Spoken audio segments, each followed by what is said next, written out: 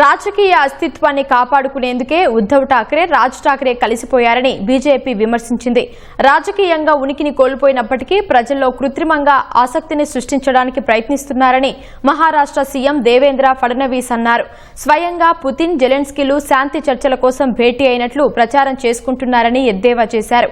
సిద్ధాంతాన్ని విడిచిపెట్టి బుజ్జగింపు రాజకీయాలకు పాల్పడటం వల్లే ప్రజలు వారిని తిరస్కరించారన్న ఫడ్నవీస్, ఠాక్రేలు కలిసిపోయినంత మాత్రాన ప్రజలకు వచ్చే లాభమేం లేదన్నారు. ఠాక్రేలు కలిసిపోయినంత మాత్రాన పెద్దగా నష్టం లేదని, ఫోటోలు తీసుకోవడం తప్ప ఒరిగేదేం లేదని సిందే వర్గం శివసేన నేతలు వ్యాఖ్యానించారు. భావోద్వేగ కార్డును ఉపయోగించాలని వారు భావిస్తున్నట్లు చెప్పారు. ఇదిలా ఉంటే ఠాక్రే సోదరులు ఒకటవడాన్ని కాంగ్రెస్ పార్టీ స్వాగతించింది. మహావికాస్ అఘాడీ కూటమికే కట్టుబడి ఉన్నట్లు స్పష్టం చేసింది.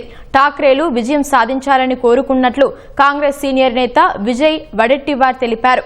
బీఎంసీ ఎన్నికల్లో కాంగ్రెస్ మిత్రపక్షాల కన్నా మెరుగ్గా ఫలితాలు సాధిస్తుందని ధీమా వ్యక్తం చేశారు. కాంగ్రెస్ కు భాష, ప్రాంతం, మతాలకు అతీతంగా మద్దతు ఉంటుందని వ్యాఖ్యానించారు.